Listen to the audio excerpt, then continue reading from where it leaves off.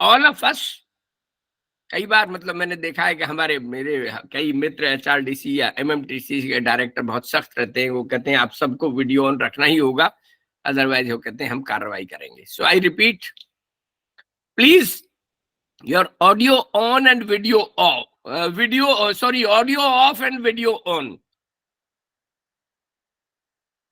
साथियों, video on कीजिए, audio off करे रखिए। नंबर 1 इसी में। नंबर 2 इसी में है, कई बार आप गलती से रेज हैंड कर देते हैं, लेकिन मुझे विवश होकर मतलब आपको बोलना पड़ता है। यदि गलती से हो गया तो आप बता दीजिए एक बार में। तीसरी इसी में छोटी सी बात, मैं गुड मॉर्निंग मैसेज आपके बहुत ज्यादा आते हैं। अच्छा हो कि अब हम बंद कर दें, अब सेशन शुरू हो रहा है, फॉर्मल सेशन शुरू हो रहा है। Let us avoid good morning messages, और बीच बीच में जो आप फुलझड़ी सी छोड़ते हैं वो भी मैं बहुत अप्रिशिएट नहीं कर पाता। लास्ट, मैं व्यक्तिगत रूप से ऑनलाइन मोड के बहुत फेवर में नहीं हूं। मैंने कई एक बार यूजीसी इन सबके हायर अथॉरिटी से बात भी हुई थी, कहा था उनका, लेकिन कुछ चीजों में हमें मानकर चलना पड़ता है कि will have to take result to this. इसलिए मैं ये जनरली हम लोग डिसाइड करते हैं कि हम अंत में 10-15 मिनट अपनी बातचीत के लिए रखेंगे, डायलॉग के लिए रखेंगे बीच बीच में, और बीच में मैं अपना चलता रहूंगा। लेकिन यदि आपको लगे कि बहुत ही इंपॉर्टेंट मैसेज है, इंपॉर्टेंट बात है, मुझे यहाँ कहनी ही चाहिए, आप हाथ खड़ा कीजिए। ये हाथ खड़ा करने का एक आइकॉन है, उसे दबाइए और बात कीजिए। आपका स्वागत है। जो टॉपिक मुझे दिया गया है, philosophy of Indian higher education, भारतीय उच्च शिक्षा का दर्शन। क्या हम में से कोई फिलोसफी का टीचर है जिसने बीए या एमए में फिलोसफी ली हो? If there is one, please अपना बता दें। मैं जरा संभल के बोलूंगा फिर otherwise what ever I will be saying will be okay. खैर, मैं बार बार बीच बीच में उपेंद्र सिंह जी हाथ खड़ा कर रहे हैं। उपेंद्र जी बोलें। उपेंद्र जी, हाथ खड़ा किया था आपने? गलती से हो गया है। देखिए ऐसा चीज आएगा। अब रितु देवी जी फिर गुड मॉर्निंग कर रही हैं। मैडम, हम लोग तय कर चुके हैं, शायद आप बाद में आई हैं, अब हम गुड मॉर्निंग मैसेज नहीं रखेंगे। ये चीज बार बार, और मैं फिर एक बार फिर याद दिला दूं, before I begin, audio off and video on please. चलिए जी, हम शुरू करते हैं। दोस्तों, फिलोसफी शब्द का नाम हमने जरूर सुना है, लेकिन फिलोसफी शब्द के बारे में स्पष्टता से ज्यादा भ्रांतियां ज्यादा रहती हैं। इसीलिए सबसे पहले मैं इन भ्रांतियों को क्लियर करना चाहूंगा, और मैं जो आज आपके साथ अपना प्रस्तुतिकरण करूंगा वो मोटे तौर में 3 हिस्सों में करूंगा। पहला तो मैं बिल्कुल शुरुआत में बता दूं, ये 4 शब्दों से मिलकर बनी है आज की बात: फिलोसफी, एजुकेशन, हायर एजुकेशन और इंडियन। इसमें मैं और आप सभी इंडियन हैं, हम जानते हैं इंडियन क्या होता है, इस पर मैं बहुत कम बात करूंगा। ठीक इस तरह से एजुकेशन और हायर एजुकेशन पर भी बहुत कम बात करूंगा, क्योंकि हम और आप हायर एजुकेशन से डील कर ही रहे हैं। फिलोसफी से हमारा साबका कम पड़ता है। फिलोसफी हमको कहना चाहिए टेक्निकली, या हमारे इसमें हम इसके बारे में बहुत ज्यादा, जैसे मैंने बताया, मिसअंडरस्टैंडिंग सी भी रखते हैं। और फिलोसफी को कुछ लोग बहुत कॉम्प्लेक्स वगैरह सा भी मानते हैं, इसलिए मैं फिलोसफी के बारे में थोड़ी ज्यादा बात करूंगा। ठीक है जी। तो फिलोसफी की बातचीत में मैं 3 बातें करूंगा फिर। नंबर 1, पहले हम फिलोसफी का अर्थ जानेंगे। दूसरा, फिलोसफी के और विषयों से संबंध के बारे में जानेंगे। और अंत में हम फिलोसफी के कार्य क्या हैं ये जानने की कोशिश करेंगे। तो चलो जी, पहले लेते हैं फिलोसफी के अर्थ से संबंध में, the meaning of philosophy. Philosophy के मीनिंग में भी मैं 3 बातें करूंगा, 3 प्रकार के अर्थ लूंगा: layman's meaning, etymological meaning and conceptual meaning. सबसे पहले हम लेमेन लेते हैं। दोस्तों, लेमन उसे कहा जाता है जिसने उस क्षेत्र का, उस विषय का औपचारिक रूप से अध्ययन नहीं किया होता। मैं हिस्ट्री के लिए लेमन हूं क्योंकि मैंने हिस्ट्री जो कुछ भी पढ़ी है, जैसी भी पढ़ी है, 8वीं तक पढ़ी है। मैं इकोनॉमिक्स के लिए भी लेमन हूं क्योंकि इकोनॉमिक्स भी मैंने 8वीं तक पढ़ी है। मैं बॉटनी के लिए लेमन नहीं हूं क्योंकि मैंने एमएससी बॉटनी किया है। फिलोसफी के लिए लेमन नहीं हूं क्योंकि मैंने एमएससी फिलोसफी किया है। तो लेमन जैसे कहे उसे कहा जाएगा, मैं बात पर कहूं, जिसने कि उस क्षेत्र में औपचारिक रूप से अध्ययन नहीं किया है। तो चलिए जी, जो जनरल सामान्य उसमें जन सामान्य की दृष्टि में लेमन मीनिंग क्या होता है। रोजमर्रा की जिंदगी में मैं और आपने, हम और आप तो पढ़े लिखे हैं, अपनी लाइफ में अनेकों जगह, पचासों जगह हम फिलोसफी शब्द का प्रयोग करते हैं। वो किन अर्थों में करते हैं या किस सेंस में करते हैं, किस संदर्भों में करते हैं, वो मीनिंग वो हम लेते हैं। दोस्तों, 4 या 5 लोग ही और वीडियो ऑन किए हुए हैं। मैं सबसे गुजारिश करूंगा कि कृपया वीडियो ऑन रखें। Thank you. 1-2 बढ़े। अ, किसी भी कॉमन आदमी से मुना बात की जाए तो फिलोसफी का क्या मतलब है, वो कहता है कि फिलोसफी की बात हमारी समझ में नहीं आती भैया। Something which is very deep, something which is very complex, बहुत गहरी बात हो, बहुत कॉम्प्लेक्स बात हो, बहुत ओएचपी जाता हो, ओवरहेड प्रोजेक्शन, दिमाग के ऊपर से बात जाती हो, it goes beyond our head, उसको वो कह देते हैं फिलोसफी की बात है। तेरी समझ में नहीं आएगा, फिलोसफी की बात है भैया, तेरी फिलोसफी हमारी समझ में नहीं आती। एक और मीनिंग लिया जाता है लेमन इसका, फिलोसफी का, something which is religious, divine, godly और स्पिरिचुअल, धार्मिक, दिव्यता से पूर्ण, ईश्वरीय या आध्यात्मिक। आत्मिक और आध्यात्मिक को भी हम कह देते हैं ये फिलोसफी की बात है।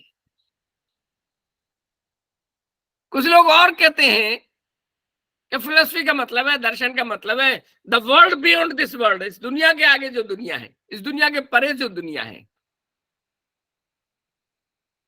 दुनिया के बाद की दुनिया, दुनिया के ऊपर की दुनिया, उसको फिलोसफी कह देते हैं। ये फिलोसफी की बात है। कुछ लोग इसका और ही मीनिंग निकालते हैं। यदि हम अपने चारों ओर अपने BA, BSc, MA, MSc, BCom वगैरह में हम बात करते हैं, उससे बात मत करना, पूरा फिलोसफर है। हम फिलोसफी के लिए कहते हैं वो तो फिलोसफर है। Something who is eccentric, scenic, absent minded, यहां तक कि हाफ मैड भी कह देते हैं हम। क्रैक, सिनिकल, सन की, खोया खोया, अपने विचारों में उलझा हुआ, गैर व्यावहारिक आदमी, व्यावहारिक ना होना, उसको भी हम कहते हैं, क्रैक सा आदमी को हम फिलोसफी में कहते हैं। एक मैं जोक सुनाया करता हूं ज्यादातर हर बैच में, वही आपको सुना देता हूं। पंजाब के किसी गांव के स्कूल में इंस्पेक्शन होना था। झंडा सिंह थोड़ा ज्यादा बोलता था। मास्टर जी ने झंडा सिंह से कह दिया कि तू ही मत बोलना, तू आना ही मत। फिर उन्हें ध्यान आया कि नहीं, अटेंडेंस गड़बड़ हो जाएगी, तू आना जरूर मगर बोलना मत। ठीक है। इंस्पेक्टर कोई मेरे जैसा आया, उसने आकर सवाल पूछा, ये पूछा, अटेंडेंस ली, ये लिया, वो लिया। वो करने के बाद बोला कि ये बताओ, एक ट्रेन 100 किलोमीटर की गति से पूरब से पश्चिम की ओर जा रही है, बताओ मेरी उम्र क्या है। कोई उत्तर नहीं दे पाया। झंडा सिंह ने हाथ खड़ा किया, मास्टर जी ने आंखें तरेरी, इंस्पेक्टर ने देख लिया, बोल बेटा बोल, बता।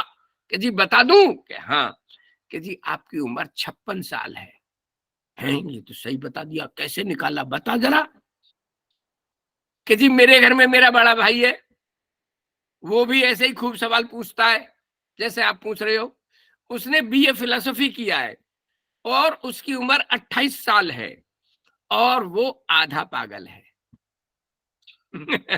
मतलब आपका पक्का पूरे पागल हो, 56 साल उम्र है, आपने एमए फिलोसफी किया होगा। ठीक इसी तरह एक दुनिया का बहुत बड़ा फिलोसोफर हुआ है, उसकी मैं बाद में भी बात करूंगा, विल ड्यूरांट। आज के युवाओं में, आज के अध्यापकों में भी मैंने देखा है, कॉलेज और विश्वविद्यालय के अध्यापकों में एक कहना चाहिए एक नई आदत आई है, ना पढ़ने की।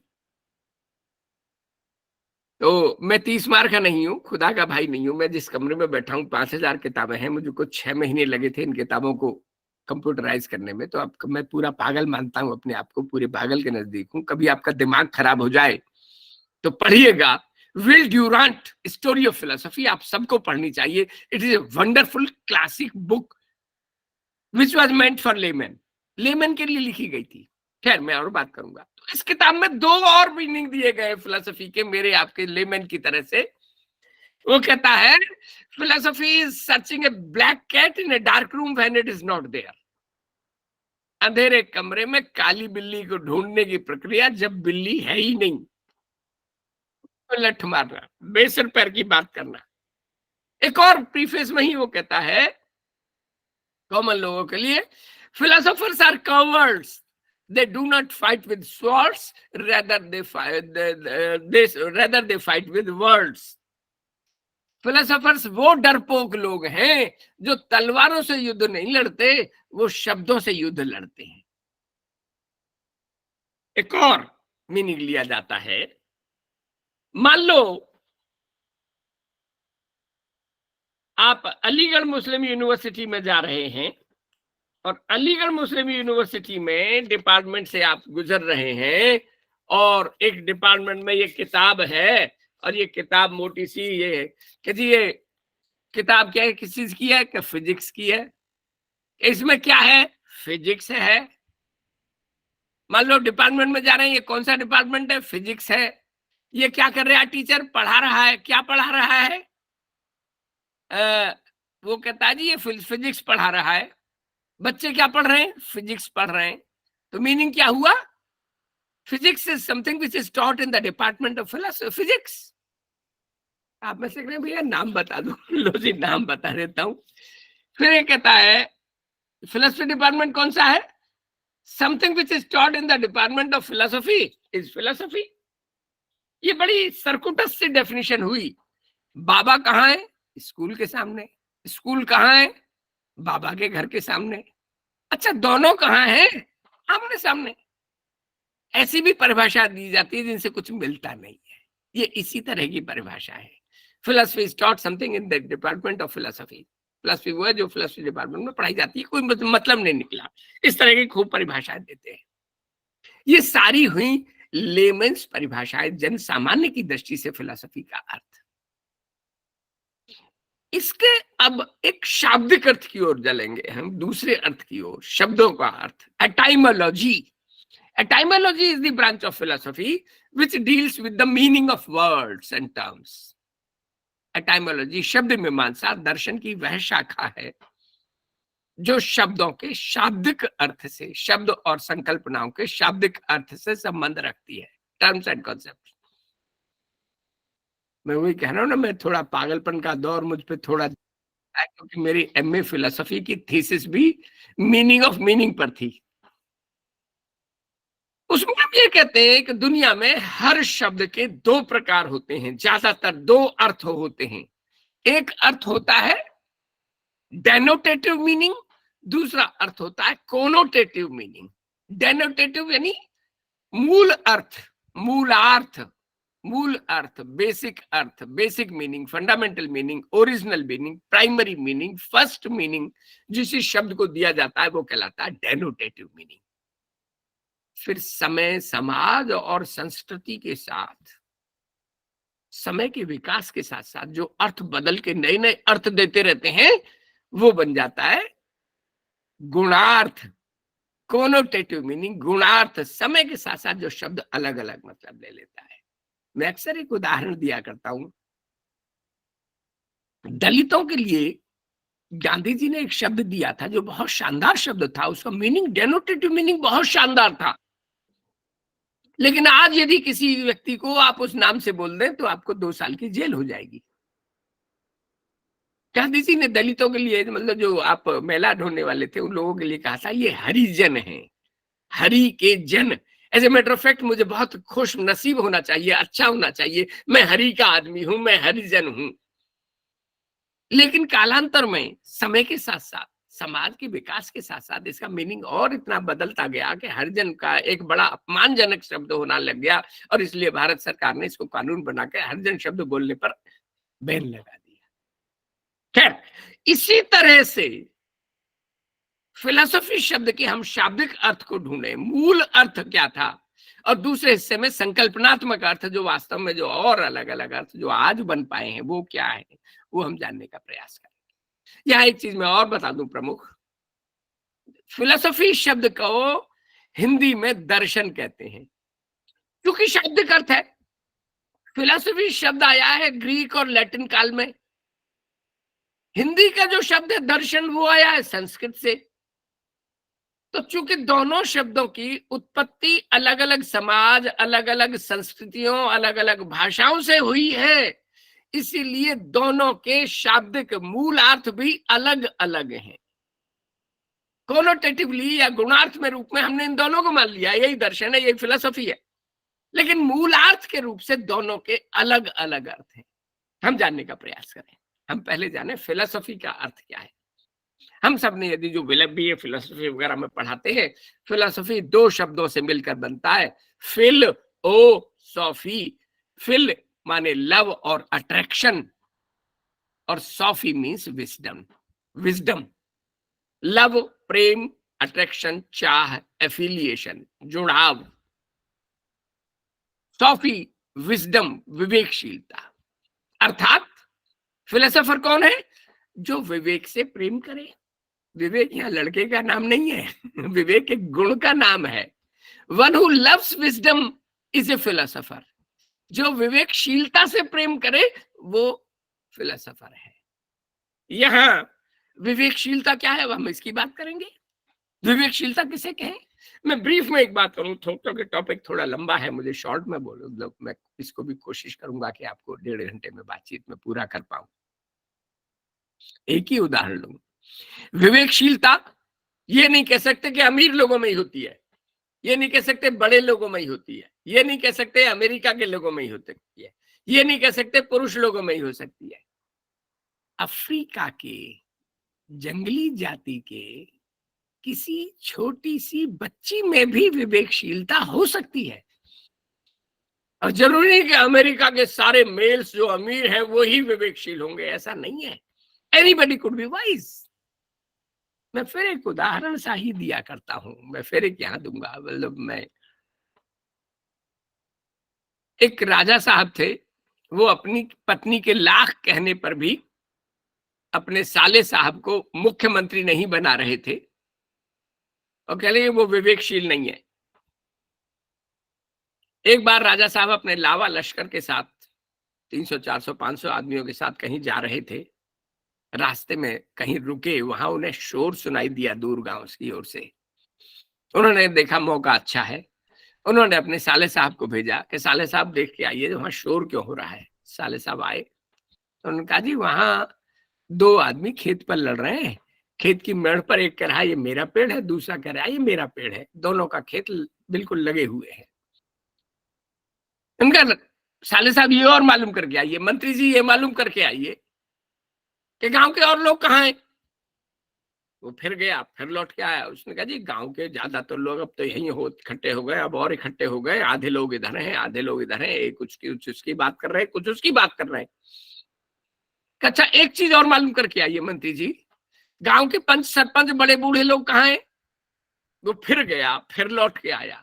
उनका जी पड़ोस के गांव में किसी की डेथ हो गई है, वहां ज्यादातर पंच भी वहीं चले गए, बूढ़े लोग भी वहीं चले गए। एक सरपंच की वहां से था सरपंच उस गांव से, उसकी डेथ हो गई। अब राजा साहब ने मौका देखा, फिर उन्होंने अपने मुख्यमंत्री को बुलाया। उनका कि मुख्यमंत्री जी, जिनको विवेकशील कह रहा था, मुख्यमंत्री जी मालूम करके आइए वहां शोर हो रहा है, क्या बात है। मुख्यमंत्री जी गए, थोड़ी देर लगाई, देर लगाकर लौटे और उन्होंने बताया कि जी एक पेड़ की मेड़ पर 2 लोग लड़ रहे थे, ऐसा ऐसा था, भीड़ भीड़ थी, सरपंच साहब वहां गए थे, वहां यह था, ऐसा ऐसा था, ऐसा ऐसा था। मैंने कहा राजा साहब को आपके शोर का पता चल गया, लड़ाई करना अच्छी बात नहीं है, झगड़ा करना, हिंसा करना गलत बात है। राज्य की ओर से मुझे भेजा गया कि मैं मालूम करूं, और मैं आदेश देता हूं कि ये पेड़ ना इनका रहेगा ना इनका रहेगा, ये पेड़ राजा का रहेगा। जब ये पेड़ बूढ़ा हो जाए तो इसको कटवा देना और इसकी जो पैसा मिले वो राजकोष में जमा कर देना। और सब लोगों में लिखित समझौता हो गया, शांति भी हो गई है, बात ठीक हो गई है। दूसरा व्यक्ति को विवेकशील कहा जाएगा, क्योंकि दूसरी व्यक्ति ने सारी चीजों का पूरा एक आकलन सा किया, सारी चीजों को देखा, इस बात को भी देखा, इस बात को भी देखा, इस बात को भी, और अपना निर्णय भी सुना दिया। विवेकशीलता की एक और खास बात होती है, जो भी निर्णय हम विवेकशीलता के संदर्भ में लेते हैं वो समय से परे होता है। अब 50 साल बाद भी उसको विवेकशील निर्णय कहा जाता है। चलिए जी, हम जल्दी से दूसरे मीनिंग की ओर बढ़ते हैं। दर्शन शब्द संस्कृत से आया है, दृश धातु से आया है, दृश्य से बना है दर्शन। यदि हम इसको वाक्यों में प्रयोग करें, अरे शर्मा जी कहां से जा रहे हो? कि मंदिर से भगवान की जी के दर्शन करके आ रहे हूं। तो वो तो ठीक है, हमें आपके दर्शन नहीं होते बहुत दिनों से। दर्शन शब्द का यदि वाक्यों में प्रयोग करें तो हम पाएंगे कि हम कभी किसी घोड़े, गधे, कुत्ते, बिल्ली, चोर, उचक्के के दर्शन करने को दर्शन करना नहीं कह सकते। आमना सामना करना, to be face to face, साक्षात्कार होना, आमने सामने रूबरू होना, दर्शन का ये अर्थ है। कुत्ते, बिल्ली, घोड़े, गधे का दर्शन नहीं करते हम, जैसे मैंने बताया। फिर दर्शन किसके करते हैं? जिसको अपने से बड़ा मानते हैं, जिसको सम्माननीय मानते हैं, जिसको आदर देते हैं, जिसको बड़ी तहजीब और तमीज से हम बड़ा खुश होते हैं जिससे मिलकर। We find happiness in being face to face with that. फिर इसमें क्या है? हैप्पीनेस मतलब ये किसके साथ होगा? जिससे मिलने के लिए हम अक्सर तड़पते हैं। उर्दू में एक शब्द है, उसका एग्जैक्ट मीनिंग लोग मुझे बताते हैं कि संधि विच्छेद करना गलत है, पर मैंने थोड़ी देर के लिए उसका शब्द ले लेता हूं, रूबरू होना। रूह, ब रूह, एक आत्मा का दूसरी आत्मा से आमना सामना होना, एक आत्मा का दूसरी आत्मा से साक्षात्कार होना, एक आत्मा का दूसरी आत्मा से आमने सामने बैठना, बात करना, ये करना। अब इसका मतलब ईश्वर से मिलना, ईश्वर से साक्षात करना। यदि हम सब लोगों में ईश्वर की आत्मा है तो एक आत्मा का दूसरी आत्मा से मिलना जो, इसमें फिर मीनिंग अपने आप हो गया कि ईश्वर से मिलना, ईश्वर से साक्षात करना, अपने से बड़े से इज्जतदार व्यक्ति से मिलना। कठोपनिषद में भारत में एक सवाल उठाया गया, what is that bye knowing which everything can be known, what is that by seeing which everything can be seen. वो क्या है जिसके जानने से सब कुछ जाना जा सकता है? वो क्या है जिसके देखने से सब कुछ देखा जा सकता है? उन्होंने कहा आत्मा। आत्मा जमा आत्मा बराबर परमात्मा यानी ईश्वर। फिर इसका मीनिंग निकाला गया, क्या ईश्वर से मिलने को ही हम साक्षात्कार मान लें, दर्शन मान लें? यहां भारत में एक व्यक्ति ऐसा हुआ जिसने एक शब्द कहा कि यदि मुझे ईश्वर और सत्य में से चुनने को कहा जाए तो मैं सत्य को चुनूंगा, क्योंकि सत्य में ईश्वर है ही। If I am allowed to choose between truth and God, I will go for truth because within truth God is already there. सत्य में ईश्वर है ही, लेकिन क्या ये सत्य सांसारिक होना चाहिए? मेरी जेब में पेन है, मेरी जेब में ये चूहा है, मेरे पास ये किताब है, ये भी तो सत्य है। क्या छोटा मोटा सत्य? क्या सांसारिक सत्य? क्या 99 के फेर का सत्य को सत्य कहेंगे? नहीं, छोटा मोटा सत्य नहीं होना चाहिए, बड़ा सत्य होता है ना चाहिए, परम सत्य होना चाहिए, अंतिम सत्य होना चाहिए, डिवाइन सत्य होना चाहिए, अल्टीमेट रियलिटी, अल्टीमेट ट्रुथ। तो परिभाषा हमारी बनी, परम सत्य के साथ साक्षात्कार करना दर्शन है। अब यह एक बड़ी बढ़िया मैं इसकी इंटरप्रिटेशन देना चाहूंगा। आप सभी लोग अपने विषय के परम सत्य को छात्रों को बताते हैं, आप चाहे फिजिक्स के हो, हिंदी के हो, हिस्ट्री के हो, इकोनॉमिक्स के हो, इसी और अपने छात्रों को अपने उस विषय के परम सत्य को बच्चों को बताने के लिए आप आतुर रहते हैं और बच्चों को सत्य को बताते हैं। इस दृष्टि से आप सभी दर्शन शास्त्री हो गए। मैं इसकी बात और आगे भी करूंगा, each one of us is a philosopher, क्योंकि हम परम सत्य के दर्शन, अपने विषय के परम सत्य के दर्शन अपने बच्चों को करा रहे हैं, और जो परम सत्य के दर्शन कराता है वो दार्शनिक हो गया। चलो जी, ये हो गया दूसरा मीनिंग। तीसरा मीनिंग कॉन्सेप्चुअल मीनिंग, संकल्पनात्मक अर्थ। संकल्पना, संकल्पना जैसा मैंने बताया कि आज इसको क्या मीनिंग माना जाता है, औपचारिक रूप से किस तरह की हम इसमें बात करते हैं, यहां हमें फिर मैं विल ड्यूरांट का यहां सहारा लूंगा। विल ड्यूरांट की किताब का नाम जैसा मैंने बताया स्टोरी ऑफ फिलोसफी, हालांकि इन्होंने और भी कई किताबें लिखी, प्लेजर्स ऑफ फिलोसफी इनकी और शानदार किताब है। इनके बारे में 3-4 बातें मैं कशीदे काटना चाहूंगा विल ड्यूरांट के सम्मान में। खास बात यह है कि ये किताब उन्होंने लेमैन के लिए लिखी थी, जन सामान्य के लिए लिखी थी, लेकिन आज भी सारी दुनिया में एमए फिलोसफी में प्रैक्टिकली इसको टेक्स्ट बुक माना जाता है, और एमए फिलोसफी को एमए फिलोसफी नहीं माना जाता जब तक वो फिलोसफी विल ड्यूरांट ना पढ़ ले। मैं जब पहली बार अमेरिका गया 2007 में, और वहां हिस्ट्री ऑफ फिलोसफी के मैं क्लास ले रहा था, उसके बाद उनके टीचर से बात हुई, तो उसमें मैंने विल ड्यूरांट का जिक्र किया कि अच्छा आप भी विल ड्यूरांट से पढ़वाते हैं? मैंने कहा हाँ जी मैं पढ़वाता हूँ। अच्छा Will Durant all over the world दुनिया में पढ़ी जाती है। एक और खास बात है, मैं मजाक में कहा करता हूँ, हम और वो कोनार साहब बात कर रहे थे आपस में, इनकी पत्नी ने 13 वॉल्यूम की एक किताब लिखी, the story of civilisation. 13 volume की किताब है।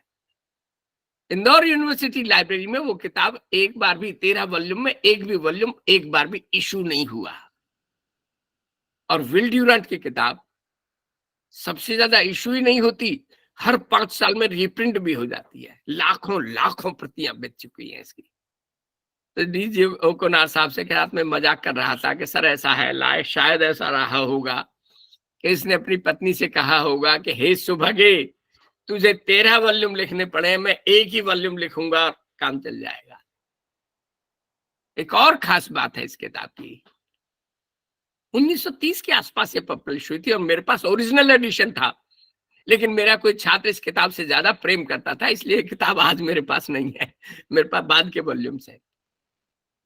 एक और खास बात है, यदि गलती से इस किताब के 40 पेज पढ़ लें तो इस किताब को पूरी पढ़े बिना आप मानेंगे नहीं, इतनी रोचक पुस्तक है, इतने रोचक ढंग से लिखी गई है। It has been written in such a lucid way that you feel you crave for reading it. इससे मैंने 2 परिभाषा ली हैं विल ड्यूरांट से, उन दोनों परिभाषाओं का मैं कॉन्सेप्चुअल मीनिंग में जिक्र करूंगा। पहली परिभाषा है thinking of things in totality is philosophy. वस्तुओं के बारे में समग्रता पूर्वक सोचना ही फिलोसफी है। वस्तुओं के बारे में समग्रता पूर्वक सोचना। अब वस्तु में फिर एक उदाहरण लूंगा, मैं उदाहरण लिया करता हूं चौक।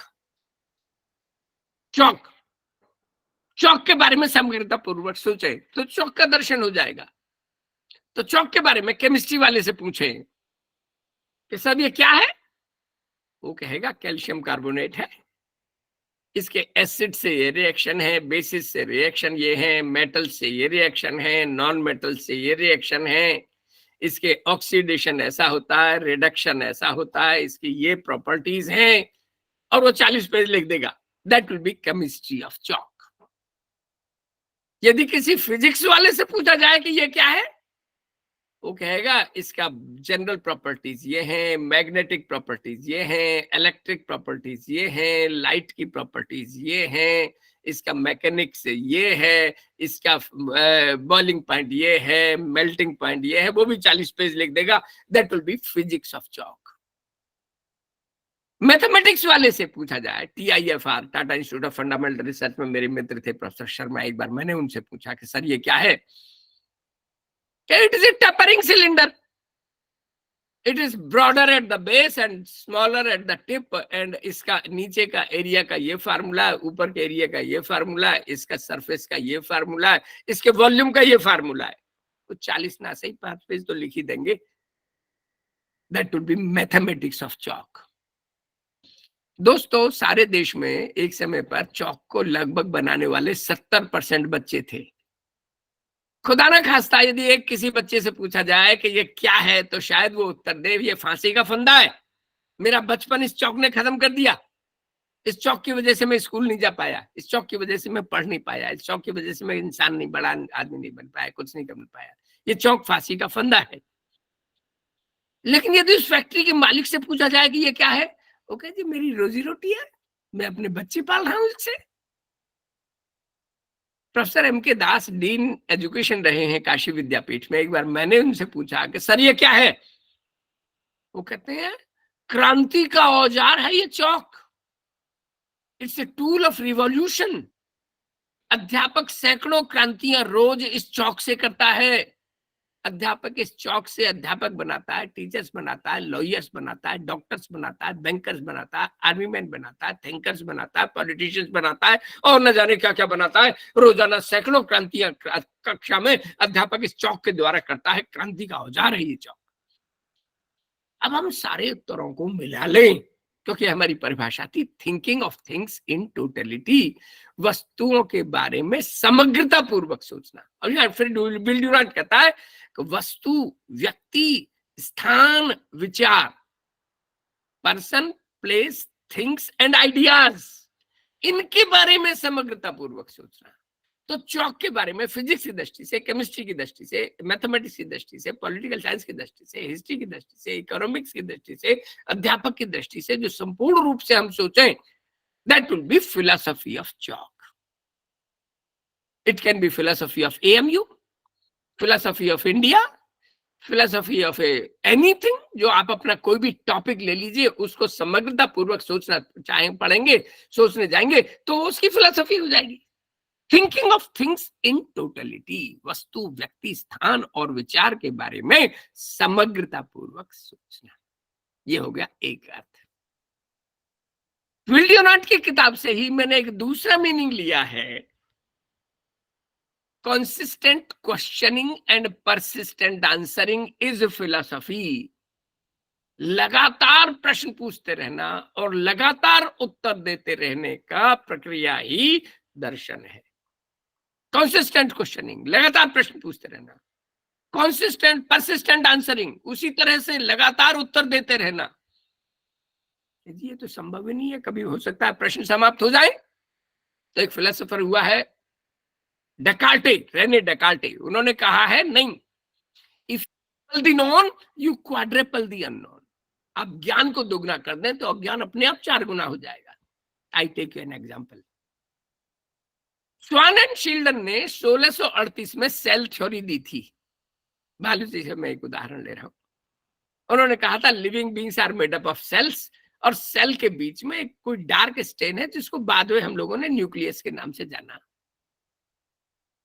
तो वापस उन्होंने 2 बातें बता दी, लिविंग बींग्स का बेसिस है और बीच में डार्क स्टेन न्यूक्लियस है जो बाद में है। लेकिन 10 बातें नहीं बताई उन्होंने।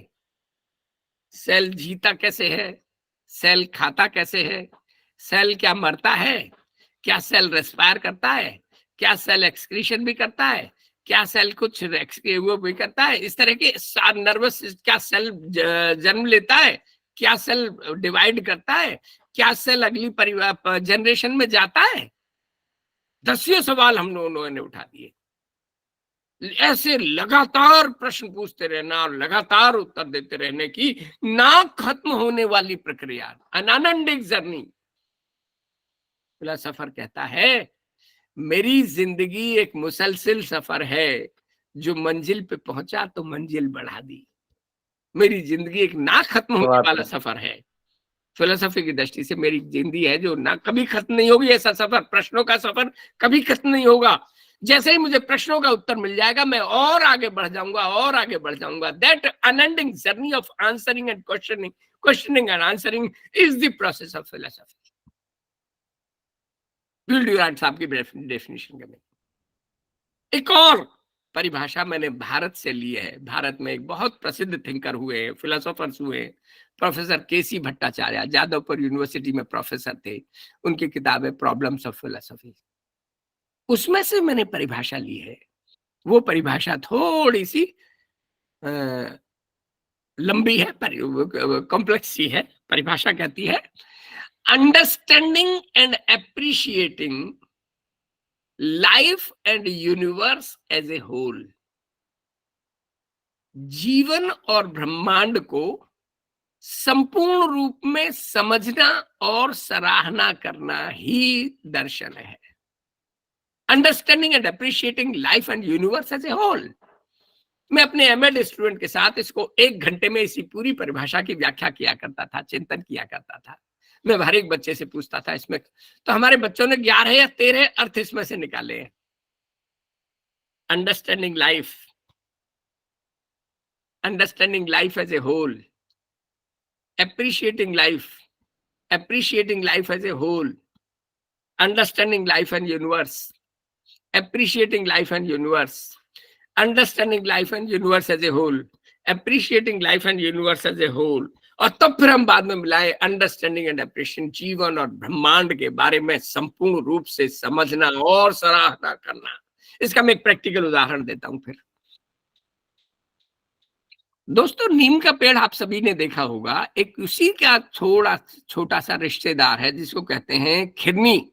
खिरनी का पेड़, खिरनी गर्मियों में आती है और बहुत ऊंचा पेड़ होता है। एक कोई मेरे जैसा बेवकूफ था, वो पेड़ के नीचे लेटा हुआ था, खिरनी के पेड़ के नीचे, और कह रहा था, खुदा को गालियां दे रहा था कि हे ईश्वर, तू पागल हो गया है क्या? तेरे दिमाग नहीं था क्या? इतना बड़ा पेड़ बनाया, जरा सी खिरनी बनाई। भाई तू कद्दू जितनी ना बनाता, तू कम से कम आम जितनी तो बनाता। इतना ऊंचा पेड़ बना दिया, क्या फायदा हुआ? इतने ऊंचे पेड़ के नीचे जरा सी खिरनी बनाई है। इतनी ये खिरनी उसकी नाक पे गिरी। अरे खुदा माफ करना, गलती हो गई, गलती हो गई।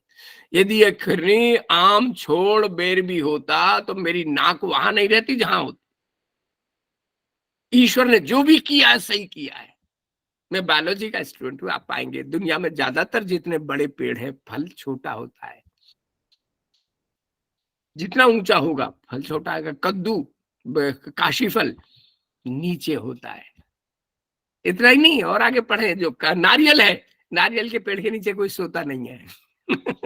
तो जो प्रकृति ने, जो नेचर ने बनाया है, अंदर जीवन को संपूर्ण रूप में समझना और सराहना करना, what ever is made by nature is perfect. समझना, सराहना करना। हमारे अपने जीवन में हजारों हजार ऐसी घटनाएं आती हैं। कल्पना करो कि आदमी मरता ही नहीं।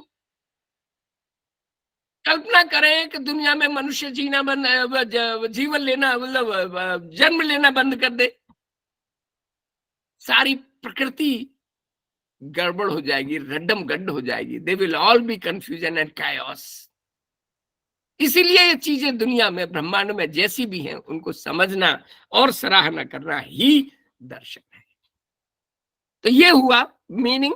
हमने 3 प्रकार के मीनिंग जाने: layman's meaning, etymological meaning and conceptual meaning.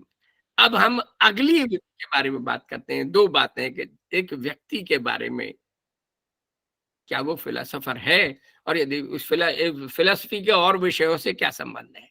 दूसरे हिस्से की बात करते हैं। साथियों,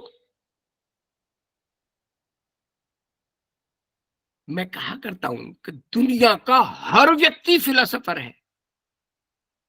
दुनिया का हर व्यक्ति, वो जानता हो या ना जानता हो, वो फिलोसोफर है, लेकिन फिलोसोफर है। Each one of you is a philosopher. हम में से प्रत्येक व्यक्ति फिलोसोफर है। सुदूर गांव का, अफ्रीका का, ग्वाटेमाला का, साउथ अमेरिका का हर व्यक्ति फिलोसोफर है, यदि वो सोचता है, चिंतन करता है, प्रश्न उठाता है, क्योंकि उसके जीवन की अपनी थ्योरी है, ब्रह्मांड की अपनी थ्योरी है, अपनी तरह से सोचता है। इसके बारे में एक अरिस्टोटल का बहुत प्रसिद्ध कथन है, मैं वो कोट करूं। वो कहता है, philosophy is so deeply diffused into the wholeness of human mind that everyone follows a definite philosophy whether he is aware of it or not।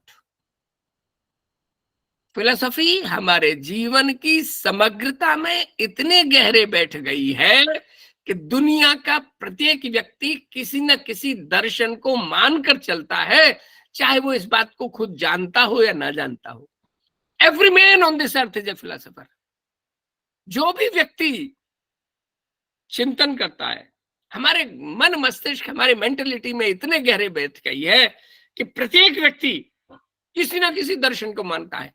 कि अच्छा, मैं कोई दर्शन नहीं मानता, मेरी फिलोसफी है, okay, your philosophy is no philosophy, आपकी no philosophy philosophy है, कोई फिलोसफी नहीं है, यही फिलोसफी है। इसमें मैं एक चीज और कहना चाहूंगा, बड़ी जो प्रैक्टिकल बात है, मैं और आप सुबह से शाम तक सौयों सवालों का सामना करते हैं और उत्तर देते हैं, consistent questioning and persistent answering, सदियों तक सवालों का। इतना ही नहीं, उन सवालों के बारे में हम होलिस्टिक रूप से सोचते हैं, thinking of things in totality, संपूर्ण रूप से सोचते हैं, understanding life and universe as a whole, पूरी तरह से समझते हैं। जैसे मैं फिर उदाहरण दूंगा, सुबह हम उठते हैं, अलार्म लगाते हैं कि 6 बजे का अलार्म लगाऊंगा, 6 बजे अलार्म बजा, फिर हम सोचते हैं समग्र दृष्टि से, 6 बजे उठने से काम चलेगा या 6-5 तक सो लूं, कहीं लेट तो नहीं हो जाऊंगा, बहुत इमरजेंट है, कहीं निकलना है, बच्चे का इम्तिहान है, नहीं मुझे उठना ही होगा। आप होलिस्टिकली सोचते हैं। फिर आप सोचते हैं कि मैं किससे जाऊं, साइकिल से जाऊं, स्कूटर से जाऊं, बस से जाऊं, कार से जाऊं, पैदल जाऊं। होलिस्टिकली आप फिर सोचते हैं, फिर लगातार प्रश्न पूछते हैं अपने आप से।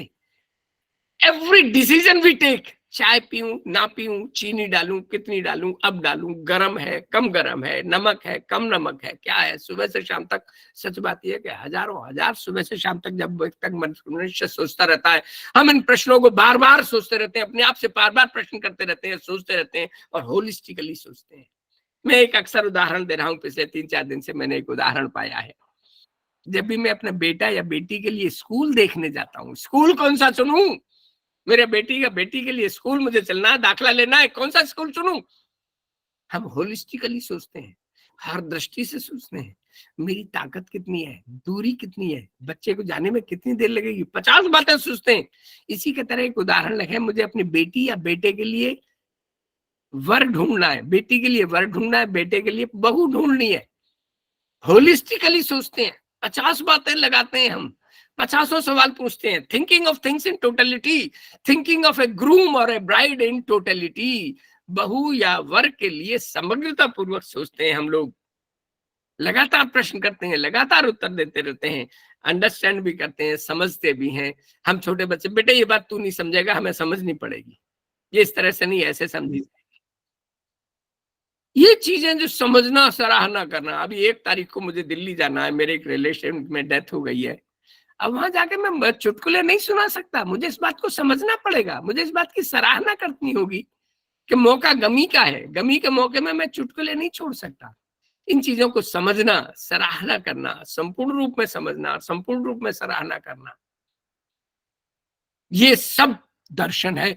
Every man on this earth is a philosopher because every man thinks in totality, every man raises questions and tries to answer questions, every man appreciates life and universe as a whole, therefore हर अपने अपने अपने मायने में philosopher है। कम छोटा ऊंचा बड़ा छोटा मोटा पूर्ण फिलोसफर, पक्का फिलोसफर हो सकता है, कम ज्यादा थोड़ा बहुत, लेकिन फिलोसफर है।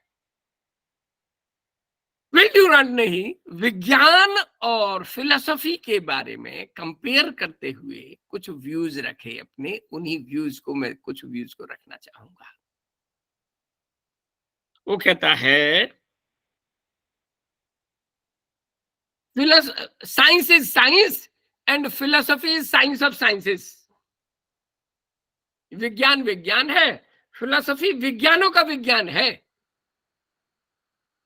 फिर कहता है, science is part and philosophy is whole. Philosophy पूर्ण है, विज्ञान उसका हिस्सा है।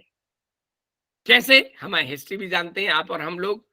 पहले फिलोसफी आई, वेस्टर्न फिलोसफी के अनुसार चले, फिलोसफी से नेचुरल फिलोसफी बनी, नेचुरल फिलोसफी से नेचुरल साइंस बनी, नेचुरल साइंस से फिजिकल साइंस बनी, फिर बायोलॉजिकल साइंस बनी, बायोफिजिकल साइंसेज में फिजिक्स केमिस्ट्री मैथ्स आया, बायोलॉजिकल साइंस में बॉटनी जूलॉजी एंथ्रोपोलॉजी वगैरह आया। तो चूंकि हमारा अब यहाँ science is part and philosophy is whole, वो लिख रहा है कि मेरी वॉइस कम की जा रही है, मैं देखता हूं कम क्यों नहीं हो रही है, अभी तो ठीक है। हाँ, सो चूंकि अब हम आपको सबको पीएचडी मिलती है, चाहे हिस्ट्री में करें या फिजिक्स में करें या केमिस्ट्री में करें या सिविक्स में करें, इकोनॉमिक्स में करें डिग्री पीएचडी की मिलती है, क्योंकि संपूर्ण हमारे विषय के बारे में जब हम संपूर्णात्मक रूप से अध्ययन करते हैं तो उस संपूर्ण रूप से मिलने के लिए पीएचडी दी जाती है, डॉक्टर ऑफ फिलोसॉफी। एक और वो कहता है साइंस डिस्क्राइब्स, विज्ञान वर्णन करती है, फिलोसफी प्रेस्क्राइब, फिलोसफी सलाह देती है क्या सही है क्या गलत है। इसीलिए वो कहता है साइंस इज पॉजिटिविस्टिक, क्या है, फिलोसफी इज नॉर्मेटिव, क्या होना चाहिए, what ought to be there, what should be there, what is most desirable. फिर वो कहता है science is the daughter and philosophy is the mother, विज्ञान बेटी है और फिलोसफी माँ है। और बेटी जो प्रश्न उठाती है, what ever fruits the science philosophy gets, it gives to its daughter the science. Philosophy में सवाल उठते हैं और जिन सवालों के पक्के उत्तर मिल जाते हैं, उत्तर रूपी फल मिल जाते हैं, उनको हम अपनी बेटी विज्ञान को दे देते हैं। What ever questions arise in philosophy, they and we get the definite answers, we transfer it to our daughter the science. Philosopher सवाल पूछते थे कि साइट ऑफ विजडम कहाँ है मनुष्य में, अरिस्टोटल प्लेटो के टाइम में पूछा जाता था। अब हमें पता चल गया कि प्री फ्रंटल लोब, पहले मानते थे पिट्यूटरी बॉडी, अब हमें पता चल गया प्री फ्रंटल लोब, माथे के ठीक पीछे विजडम की साइट है। अब ये मुश्किल से 10वीं क्लास की किताब में लिखा रहता है। फिलोसफी वालों ने पूछा मनुष्य के शरीर में कितनी हड्डियां होती है, अब हमें पता चल गया 206 हड्डियां होती हैं। अब 5वीं क्लास की किताब में लिखा होता है कि मनुष्य के शरीर में 206 हड्डियां हैं। तो what ever fruits the mother gets, it gives to its daughter the science. एक और बड़ी बढ़िया परिभाषा दी गई है, वो कहता है साइंस इज कैप्चर्ड टेरिटरी, विज्ञान कब्जा किया हुआ मैदान है, और फिलोसफी इज वास्ट जंगल, जो विशाल जंगल है। कि वो कैसे, तो हमारे टीचर समझाया करते थे कि एक विशाल अनंत घास के मैदान में एक एक पौधे को यदि हम एक प्रश्न मान लें और उस प्रश्न को उत्तर देते हुए घास को उखाड़ लें, और तो जो साफ किया हुआ मैदान है, जो उत्तरित प्रश्न है, उनसे जो मैदान साफ हो गया, दैट इज साइंस। और जो अनंत विशाल घास का मैदान अभी बचा हुआ है, जो अनंत सवाल अभी बचे हुए हैं, जिनको मानवता को अभी उत्तर देना है, वो सब फिलोसफी है। तो the captured territory is science, जो कब्जा कर लिया मैदान, जो उत्तरित प्रश्न हो गए हैं, वो सब विज्ञान है। चलिए जी, अब हम बात करते हैं फंक्शंस ऑफ फिलोसफी, फिलोसफी के कार्य क्या है। तीसरे हिस्से पर आते हैं, फिलोसफी कुछ काम करती है या ऐसे ही ये बेकार है। वो कहता है, अब यहाँ पर फिलोसोफर्स में एक बड़ा मतभेद अब आने शुरू हो गए हैं। कुछ लोग कहते हैं फिलोसफी कुछ काम नहीं करती, इक्का दुक्का काम करती है, बाकी कुछ नहीं करती। कुछ लोग कहते हैं कि नहीं, फिलोसफी बहुत काम करती है। हम दोनों पक्षों को देख लेते हैं। सारी दुनिया के फिलोसोफर्स इस बात पर सहमत हैं कि फिलोसफी छोटे मोटे दो काम तो करती है, चाहे छोटे माने या मोटे माने। पहला काम है clarification of the meaning of terms and concepts is a function of philosophy. शब्द और संकल्पनाओं के अर्थ को स्पष्ट करने का काम दर्शन करता है। Philosophy clarifies the meaning and terms, शब्द और संकल्पनाओं के अर्थ को स्पष्ट करता है। मैं फिर एक उदाहरण लूंगा, अक्सर प्रैक्टिकल में उदाहरण लिया करता हूं, डाउरी, दहेज। मान लो हमें कानून बनाना है एक देश के लिए, एक समाज के लिए, कि दहेज लेना देना अपराध है, और जो भी अपराध लेगा उसको 5 साल की जेल हो जाएगी, जो भी ये दहेज लेगा या देगा। परिभाषा क्या बनेगी? बहुत आसान है। किसी ने कहा, अब हम देखिए इसकी अर्थ की स्पष्टता करेंगे ग्रेजुअली। कोई कहता है लड़का जो रुपया लेता है वो दहेज है। लड़का कह देगा जी मैंने नहीं लिया, पिताजी ने लिया है। पिताजी कह देंगे मैंने नहीं लिया, इसकी माँ ने लिया है। वो कहते कि मैंने नहीं लिया, इसके मामा ने लिया, इसके चाचा ने लिया, इसके बुआ ने लिया, वगैरह लिया है। हमें स्पष्टता चाहिए, इससे बड़ी स्पष्टता हो गई अस्पष्टता। कंफ्यूजन हो गया। उन्होंने कहा अच्छा ठीक है, वर पक्ष द्वारा लिया गया रुपया पैसा दहेज है। फिर वो कह देंगे कि हमने रुपया पैसा लिया ही नहीं है, एक प्लॉट लिया, एक कार ली है। फिर बात कर बिखर गई। तब हम फिर क्लैरिफाई करेंगे, वर पक्ष द्वारा लिया गया रुपया, धन अथवा संपत्ति दहेज है। द कैश और kind taken by the groom side is dowry. वर पक्ष द्वारा लिया गया धन अथवा संपत्ति दहेज है। अब फिर इसमें गड़बड़ है। मैं अक्सर कहा करता हूं, मैं 1981 में नागालैंड गया। नागालैंड में मैंने एक घर के आगे, मैं किसी के घर मिलने गए थे, उनके यहाँ चाय पीते हुए, उस समय मैं चाय पीता था, नीचे एक लड़का काम कर रहा था, जवान सा लड़का। मैंने कहा, कहने लगा ये क्या बात है? कि जी हमारा होने वाला दामाद है, ये ठीक काम करेगा तो इससे हम शादी करेंगे बेटी की, वरना हम इसको भगा देंगे। मैं इसलिए युवाओं से कहा करता हूँ कि भूल कर भी नॉर्थ ईस्ट में मत जाना। जो शादीशुदा, शादी करने वाले हों, वो आपसे काम करवाएंगे। वहां लड़की वाले दहेज लेते हैं। इंडिया में मैट्रियार्कियल सोसाइटीज जो है, मात्र सत्तात्मक समाज, वहां लड़की वाले दहेज लेते हैं। इसलिए हमारी परिभाषा फिर बदलेगी। महाराष्ट्र में भी कुछ समाज के ऐसे हिस्से हैं, मुझे बताया गया है, जहां लड़की वाले शादी करने के लिए पैसे लेते हैं। अब हमारी परिभाषा फिर बदली। अब परिभाषा बनी, वर पक्ष अथवा वधु पक्ष द्वारा लिया गया धन अथवा संपत्ति दहेज है। फिर गड़बड़ है। वो कहेंगे जी हमारे तो 3 पीढ़ियों से व्यापार चल रहा था, ये दहेज है, इसका कोई लेने देना नहीं है। इसका फिर उत्तर खोजा। फिर लोगों ने कहा कि अच्छा जी एक काम करो, यदि दहेज ना दिया जाए तो क्या होगा? वो कहते हैं शादी मान्य नहीं होगी, विवाह की शर्त है दहेज। तो इसलिए फिर हमें परिभाषा अंत में क्लैरिफाई करनी पड़ेगी कि धन के, विवाह के बदले में, इन ल्यू ऑफ मैरिज, विवाह के एवज में वर पक्ष अथवा वधु पक्ष द्वारा लिया गया धन अथवा संपत्ति दहेज है। तो ये जो अंतिम क्लैरिफिकेशन पहुंचे, जो भारत सरकार की दहेज की परिभाषा है, वो भी लगभग मोर और लेस इसी के नजदीक है। कॉमन मैन चूंकि सोचता है, चिंतन करता है, इसीलिए हमने इस का अर्थ को स्पष्ट किया। प्रश्न पूछे, लगातार प्रश्न पूछे, संपूर्णात्मक ढंग से सोचा, और हमने दहेज की सही संपूर्णात्मक अर्थ को स्पष्ट करने का प्रयास किया।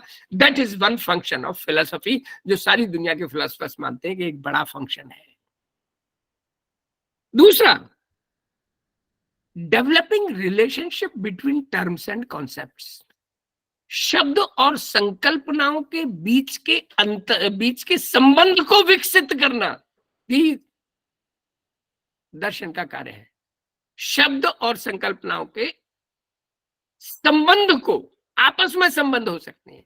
मैं इसका एक उदाहरण दिया करता हूं कि अक्सर मान लो अलीगढ़ मुस्लिम यूनिवर्सिटी में शाम के धुंधलके में आप जा रहे हैं, और वहां सामने से दिख रहे हैं कि एक पुरुष आ रहा है, एक स्त्री आ रहे हैं। इतना तो दिख रहा है पुरुष स्त्री है, लेकिन दोनों के बीच में क्या क्या संबंध हो सकते हैं?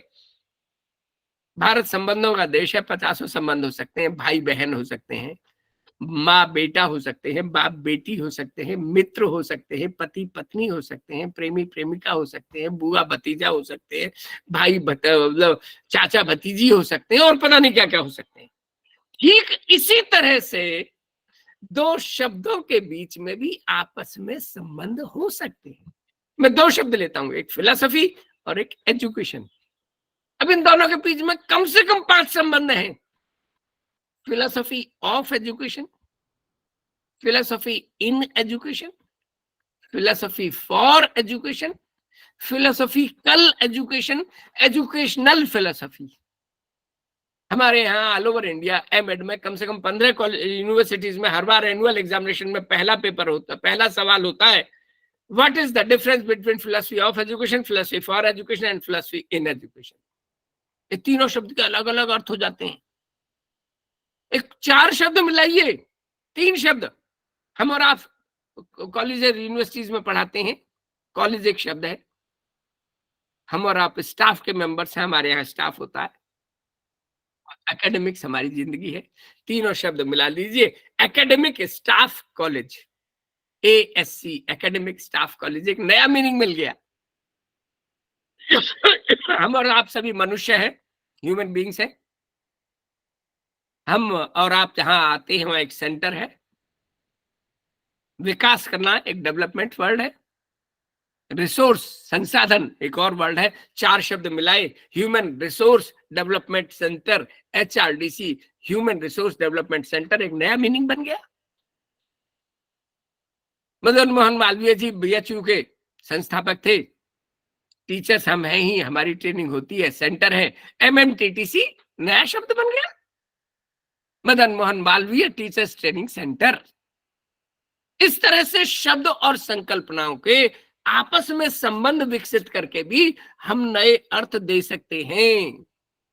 दुनिया के सारे फिलोसोफर्स मानते हैं कि ये दो कार्य तो हैं, हम सहमत हैं।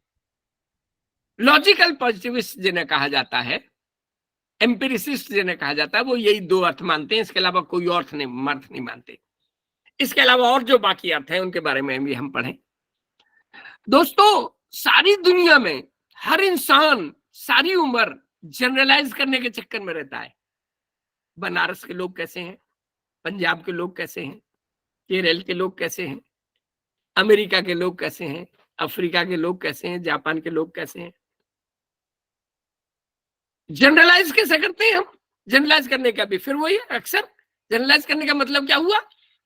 मान लो मैं कहूं मैं स्वार्थी हूं, और जनरलाइज करें मेरे घर के लोग स्वार्थी हैं, और जनरलाइज करें मेरे मोहल्ले के लोग स्वार्थी हैं, और जनरलाइज करें मेरे प्रांत के लोग स्वार्थी हैं, और जनरलाइज करें मेरे देश के लोग स्वार्थी हैं, और जनरलाइज कीजिए man is a selfish animal, मनुष्य एक सेल्फिश प्राणी है। ये जो जनरलाइज किया, इसी तरह से हम सारी दुनिया में अक्सर जनरलाइज करने की टेंडेंसी रहती है हम सबके। हम 50 चीजों के बारे में जनरलाइज करते रहते हैं। वहां मत जाना, वो बड़ा लूटता है 50 तरह से। अब जनरलाइज के फिलोसफी में नियम होते हैं।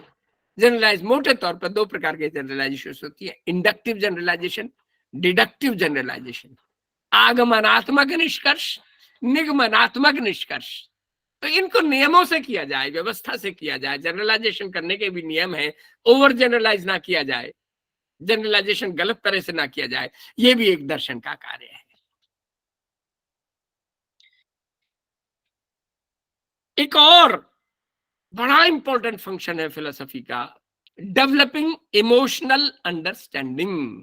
भावनात्मक समझ विकसित करना भी दर्शन का एक प्रमुख कार्य है।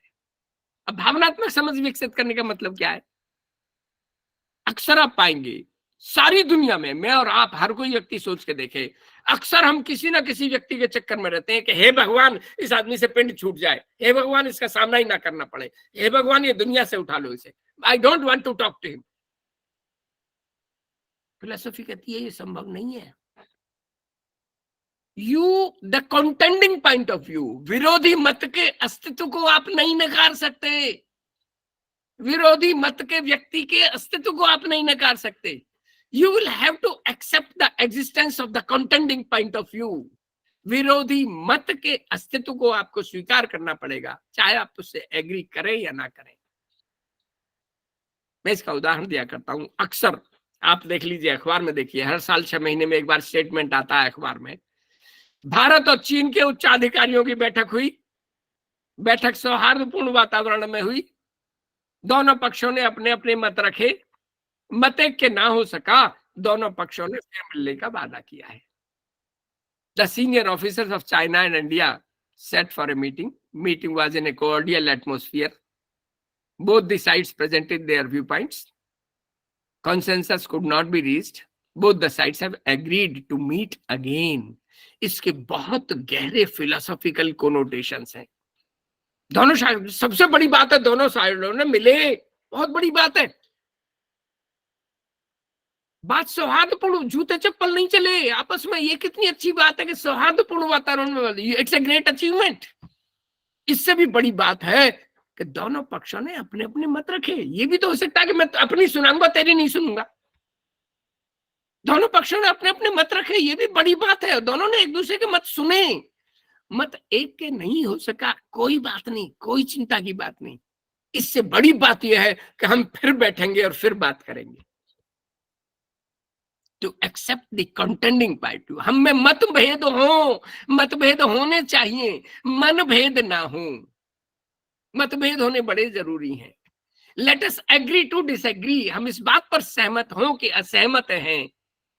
हम हंसते हुए अपनी असहमति को स्वीकार करें। That is your view point, this is my view point, let us agree to disagree.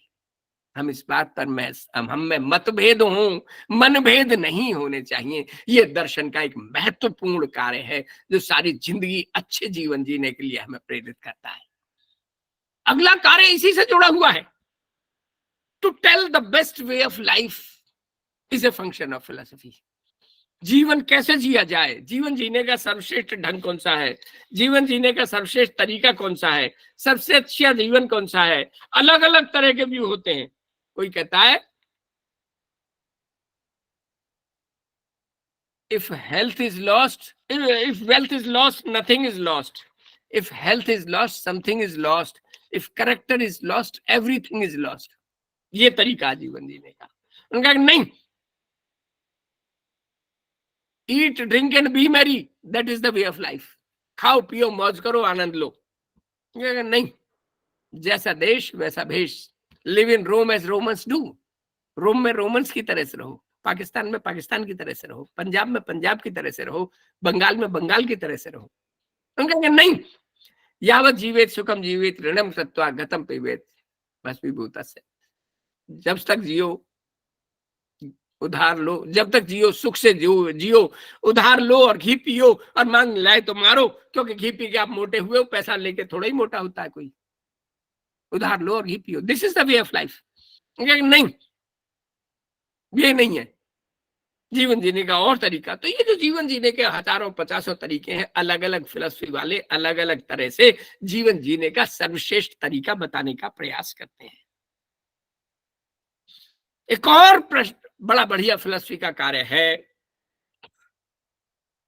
To keep alive interest in such questions. ऐसे प्रश्नों में सदैव जीवंतता बनाए रखना भी दर्शन का कार्य है। ऐसे प्रश्न, कौन कौन से प्रश्न? जीवन क्या है, समाज क्या है, वस्तु क्या है, कोनोटेटिव क्या है, डेनोटेटिव क्या है, एचआरडीसी क्या है, एएससी क्या है, इनके बारे में समग्रता पूर्वक सोचना, लगातार प्रश्न पूछना, लगातार उत्तर देते रहना, इन सब सवालों को बार बार उठाते रहना, टर्म्स और कॉन्सेप्ट के मीनिंग के बारे में सदैव चर्चा करते रहना। इनका शब्द का अर्थ क्या है, दोनों विभिन्न शब्दों के बीच में संबंध को विकसित करते रहना, जनरलाइज करते रहना, ठीक से जनरलाइज करते रहना, भावनात्मक समझ विकसित करना, और सर्वश्रेष्ठ जीवन क्या है इसके बारे में, इन सारों हजारों हजारों सवालों के बारे में लगातार प्रश्न, जीवंतता बनाए रखना भी दर्शन का एक महत्वपूर्ण कार्य है। तो ये हुआ पहला बड़ा हिस्सा, फिलॉसफी का मीनिंग क्या है। दोस्तों, अब हम एजुकेशन पर आते हैं। शिक्षा में, और आप जैसा कि मैंने बताया था, इसको हम दो हिस्सों में जानेंगे। हम और आप सभी एजुकेशन से जुड़े हुए हैं, इस पर थोड़ा सा समय दूंगा मैं बस। आप सभी कॉलेज और यूनिवर्सिटीज में दूसरों के बच्चों को पढ़ा रहे हैं। शिक्षा हम सब ने ली है। मैं केवल 4 परिभाषाएं दूंगा। गांधी, टैगोर, अरविंद, विवेकानंद, सारे देश में एमएड में कंपलसरीली ये 4 परिभाषाएं पढ़ाई जाती हैं। कुछ लोग इसमें इकबाल अहमद की भी परिभाषा जोड़ देते हैं, जाकिर हुसैन की परिभाषा जोड़ देते हैं, बर्टन रसेल की परिभाषा जोड़ देते हैं, व्हाइटहेड की परिभाषा जोड़ते हैं। मैं 4 लूंगा केवल। गांधी जी की 2-3 परिभाषाएं हैं। All round development of the best, body, mind and soul. शरीर, मन और आत्मा का संपूर्ण रूप से विकास करना, संपूर्णात्मक, all round development of the best. जो भी श्रेष्ठ है उसका विकास करना, हमारे शरीर में, मन में और आत्मा में जो भी श्रेष्ठ है उसका विकास करना, ये शिक्षा का कार्य है, ये शिक्षा है। गांधी जी एक और चीज कहते थे कि वानर से नर बनने में, मनुष्य बनने में जानवरीय गुणों का त्याग करना और मानवीय गुणों का विकास करते रहना, हिंसक गुणों को त्यागते रहना, अहिंसा को लेते रहना, हिंसा से अहिंसा की यात्रा करना ही शिक्षा है। It is the journey from violence to the non violence. उन्होंने एक और बात कही, 3H, head, hand and heart, इनकी शिक्षा देना ही शिक्षा है। Head, education of the head, education of the heart, education of the hand. हाथ की शिक्षा, दिल की शिक्षा, दिमाग की शिक्षा। उन्होंने एक और बात कही, 3 R's, रीडिंग, राइटिंग, रिथमेटिक। ये सब गांधी जी की परिभाषाएं थी। टैगोर साहब ने एक और बात कही कि मनुष्य के अंदर जो कुछ भी है, मनुष्य के जो अंदर क्षमताएं हैं, उन सबकी अभिव्यक्ति करना, express that, to manifest that, to manifest the inner force of man. मनुष्य के अंदर जो निहित है उसको मैनिफोल्ड करना, उसको विकसित करना, उसका उजागरीकरण करना, उसका एक्सप्रेस करके अभिव्यक्ति करना, उजागर करना। क्या? एस्से के द्वारा, लिटरेचर के द्वारा, लैंग्वेज के द्वारा, फाइन आर्ट्स के द्वारा, म्यूजिक के द्वारा, डांस के द्वारा, डिबेट के द्वारा, गायन के द्वारा, वादन के द्वारा, इन सब समस्त विधियों से मनुष्य की अभिव्यक्ति करना ही शिक्षा है। विवेकानंद जी एक नई बात कहते हैं, वो कहते हैं शिक्षा वह है जो बालक को मनुष्य बनाए। Education is that which makes child a man. सच्ची शिक्षा वही है जो बालक में मानवीयता बढ़े, मानवीय गुणों का उसमें उत्प्रोत कर दे। That is the real education. Shri Aurobindo की 2 परिभाषाएं बड़ी मौजूद हैं। एक परिभाषा वो कहते हैं, education is as deep as experience, as broad as life and as fulfilling as divinity. शिक्षा जीवन जितनी विशाल, जीवन जितनी विशाल, अनुभव जितनी गहरी और दिव्यता जितनी परिपूर्णता देने वाली है। Education is as deep as experience, as broad as life and as fulfilling as divinity. उनकी एक और परिभाषा है, attainment of salvation on this earth and in this earthy existence is philosophy, is education. इसी जमीन पर, इसी जमीनी हालातों में जीते जी मोक्ष की प्राप्त करते रहना ही शिक्षा का कार्य है, शिक्षा है।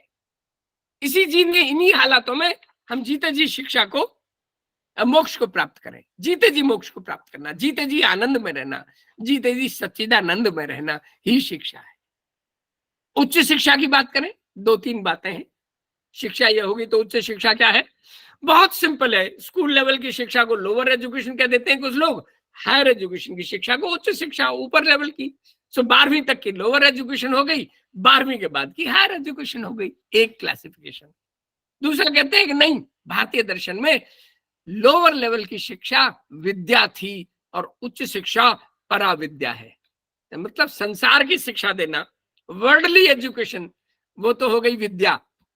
और संसार से परे की शिक्षा देना, आत्मिक दुनिया की शिक्षा देना, दिव्यात्मक दुनिया की शिक्षा देना, spiritual education, world beyond this world की शिक्षा देना, वो हो गई पराविद्या। भारत के एक ऐसे राष्ट्रपति हुए हैं जो विद्या में तो 8वीं फेल थे, लेकिन पराविद्या में उनको ज्ञानी कहा गया।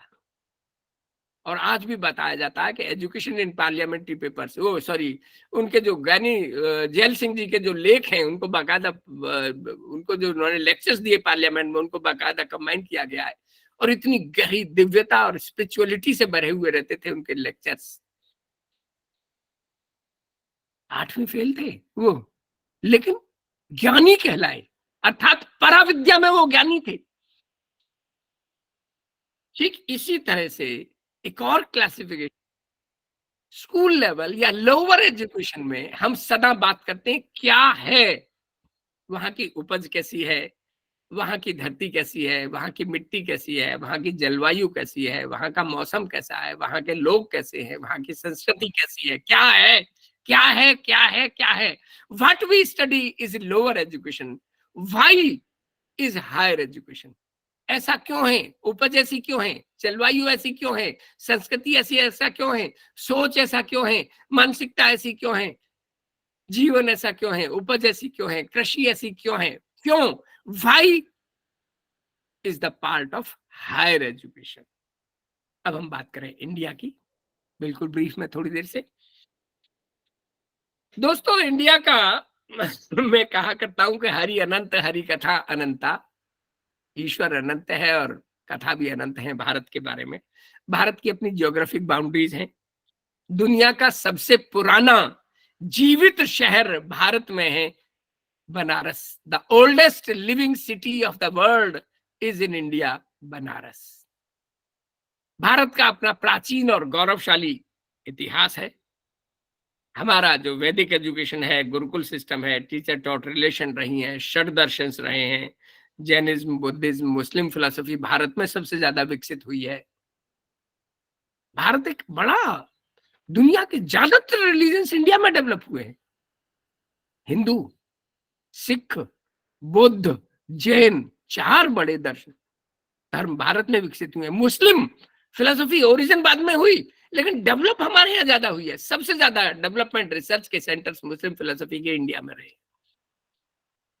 तो इंडिया एक बहुत बड़ा केंद्र रहा है इन सब चीजों के लिए। By and large Indians are spiritual by nature, आध्यात्मिक प्रकृति के लोग हैं। एक बहुत बड़ा पत्रकार जापान का कभी आया था 60-70 के आसपास इंडिया में। वो कहता है यहाँ का तो बेकारी भी फिलोसफी बुझाड़ता है, बेकारी भी भाग्यवादी है। बेकारी भी कहता है मेरे भाग्य में था तो नहीं था, नहीं मिला, भाग्य में होगा तो फिर मिल जाएगा। ये पैसा क्या है? हाथ का मैल है। भारतीय लोग पैसे के विकास को बहुत ज्यादा बड़ा नहीं करते, कहते हैं बड़ा हुआ तो क्या हुआ, जैसे पेड़ खजूर। भारत के लगभग हर शहर में हम अक्सर मजाक करते हैं किसी बड़े सेठ के लिए कि क्या था, लोटा डोर लेके आया था इस शहर में, यहां आके बड़ा हुआ। मतलब बेसिक उसकी औकात यही है, बेसिकली वो लोटा डोर वाला ही है। अक्सर हम पैसे को इंपॉर्टेंस नहीं देते। पैसा क्या है? हाथ का मैल है। हम भाग्यवादी हैं, हम नॉन हॉस्पिटेबल हैं, टॉलरेंट हैं। दुख भरे दिन बीते रे भैया, हम बड़ी से बड़ी मुसीबत को पार करके आसानी से ले लेते हैं। जेबीएस हेल्डन ने एक ऐसे लिखा है इंडियन कल्चर पर। वो कहते हैं कि भारत की गर्मियों में यदि आप कार के रेडिएटर में पानी कम हो गया है और भारत में आप जा रहे हैं और गांव में जाके कहेंगे मेरे रेडिएटर में पानी कम है, आपके रेडिएटर को पानी मिलेगा, आपको पानी मिलेगा, आपको खाना भी मिलेगा, और वो आपसे कहेंगे भैया आराम करके तब जाना। ये इंडियन हॉस्पिटेबिलिटी है, इंडियन कल्चर है। ये सब जो हमारा सामाजिक संदर्भ है, लोग कहते हैं कि what is Indian culture? It is agriculture. Agriculture is Indian culture. Bharat हम पढ़ते हैं कृषि प्रधान देश है, हमारी अपनी जनसंख्या है, हमारी अपनी आवश्यकताएं हैं। अब पिछले दिनों में हमारे यहाँ वेस्टर्नाइजेशन बढ़ रहा है, हमारे यहाँ साइंस टेक्नोलॉजी एंड इंडस्ट्री का डेवलपमेंट हो रहा है। हमारे यहाँ महान से महान एक दो विद्वान हैं, आप कहना चाहे गांधी, टैगोर, विवेकानंद, श्री अरबिंदो, एपीजे अब्दुल कलाम, जाकिर हुसैन, राधा कृष्णन, सीवी रमन, जगदीश चंद्र बासु, मेघनाथ साहा, रामानुज, पता नहीं क्या क्या हमारे यहाँ। ये सब इंडिया हुआ। अब दोस्तों बहुत आसानी से मैं समराइज करूंगा। इंडियन हम जान गए, हम जानते हैं, फिलोसफी भी हम जान गए, एजुकेशन भी हम जान गए, हायर एजुकेशन भी जान गए। अब what is philosophy of Indian higher education? जो हायर एजुकेशन है भारत की, जो आज की उच्च शिक्षा है, जो भी उच्च शिक्षा कॉलेज विश्वविद्यालयों में दी जा रही है, उसके बारे में समग्रता पूर्वक सोचें। That is Indian philosophy of higher education. उसके बारे में लगातार प्रश्न पूछें, लगातार उत्तर देते जाएं। इंडियन हायर एजुकेशन को समझें, एप्रिशिएट करें।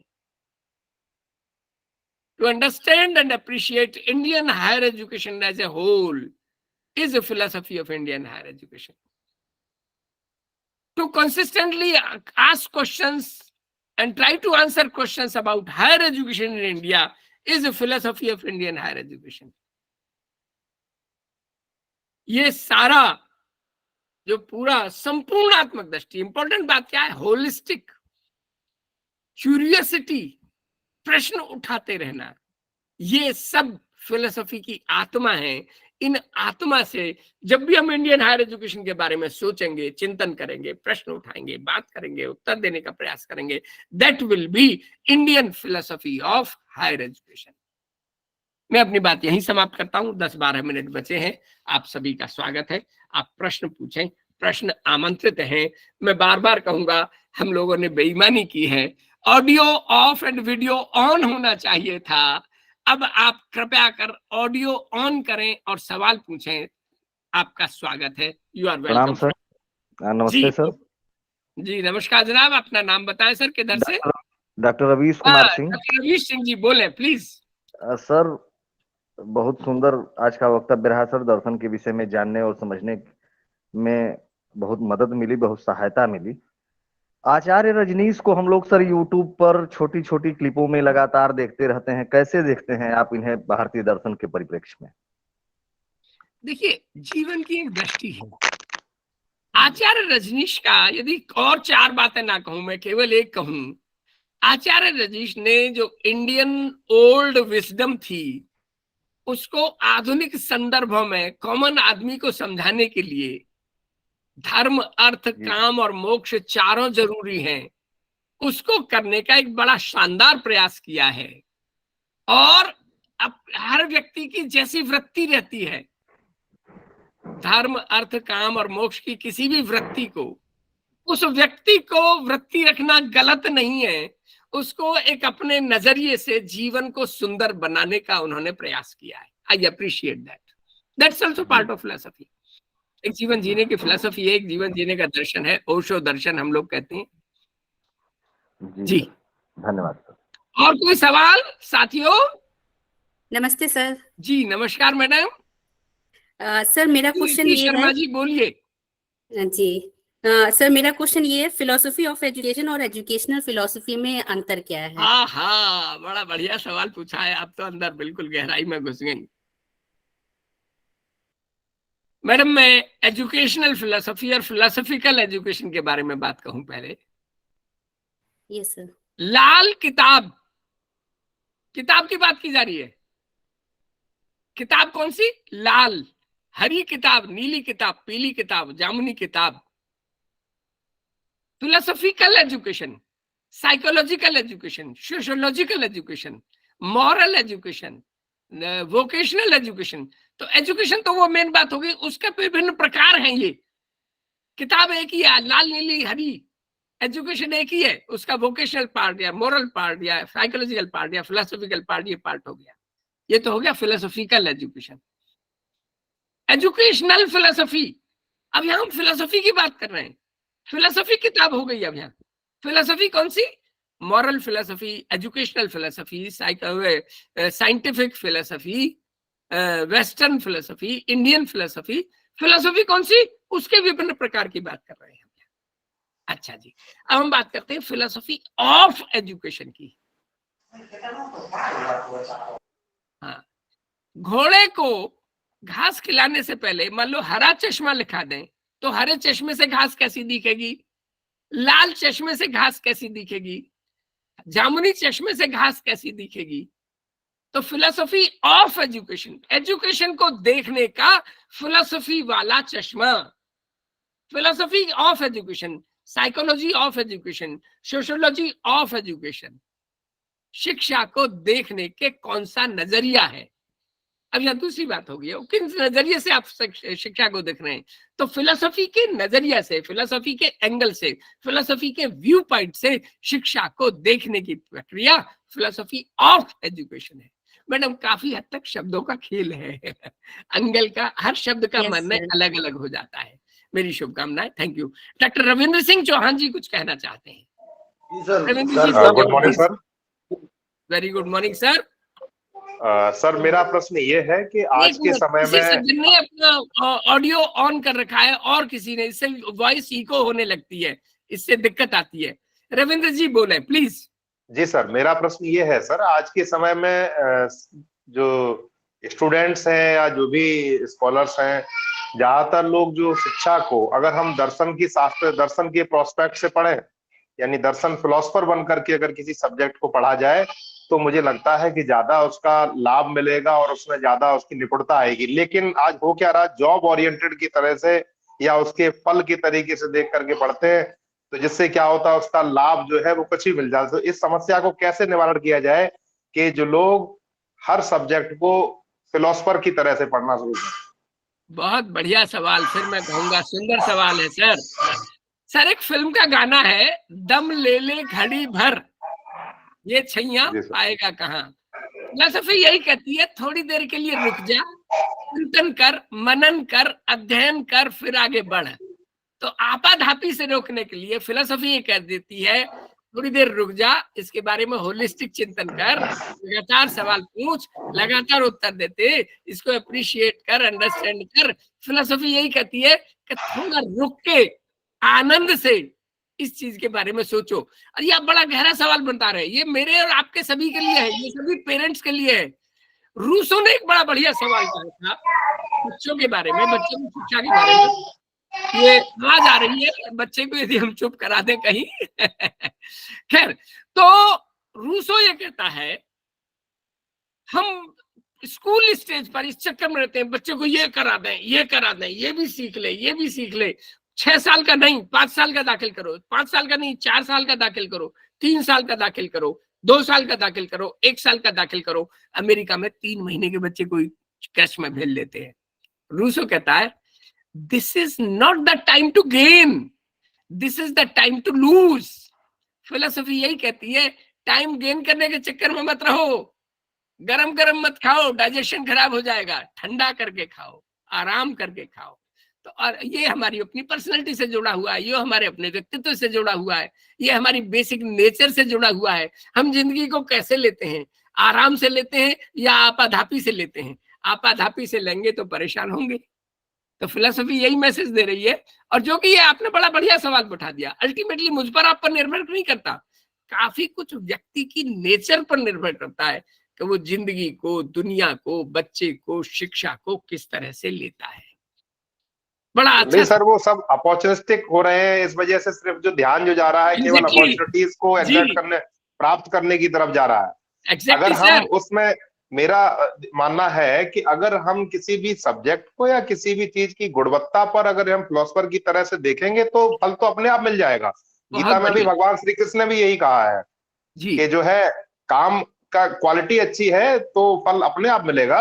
तो काम की क्वालिटी फिलोसफर की तरह से करें तो फल की तरफ। लेकिन हो क्या रहा है, लोग फल की तरफ जा रहे हैं, उसी तरह से काम कर रहे हैं, जिस वजह से क्वालिटी कम होती जा रही है। सही कह रहे हैं आप, बिल्कुल मैं आपसे 100% सहमत हूँ। बहुत शानदार बात कह रहे हैं आप। साथियों, कोई और साथी? Good morning sir. Very good morning Archana Kumari ji, बोलें आप। सर, मेरा प्रश्न ये है कि फिलॉसफी की सर्वमान्य परिभाषा आपकी नजरों में कौन सी है? मैडम, उसमें यह कहा गया है, बड़ा बढ़िया मैं कहूंगा, जो अपना गुरु ग्रंथ साहब में कहा है, एक ने कही दूजे ने मानी, नानक बोले दोनों ही ज्ञानी। आप भी सही हैं, मैं भी सही हूँ।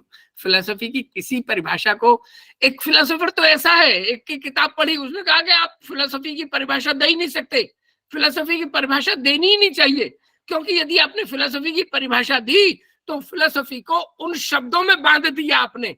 फिलोसफी बंधी नहीं है, फिलोसफी मुक्त है, और परिभाषा देना ही गलत हो जाएगा।